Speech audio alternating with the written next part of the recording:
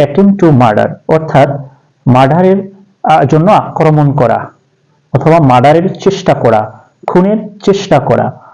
এই attempt to murder আসলে কখন সংগঠিত হয়? এরকম যদি হয় যে কোনো একজন আসামি তার একটা বড় ধরনের অপরাধ করার ফলে তার সর্বোচ্চ শাস্তি হয়েছে যাবজ্জীবন কারাদণ্ড। উনি অবশ্যই জেলে আছেন, তো উনি কি করেছেন?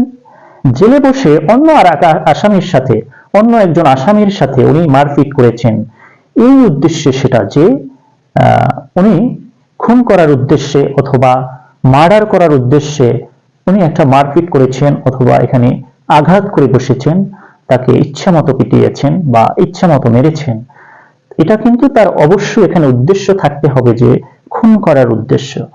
ঠিক আছে, তার যদি এই খুন করার উদ্দেশ্য থেকে থাকে, যাবজ্জীবন সাজাপ্রাপ্ত আসামি যদি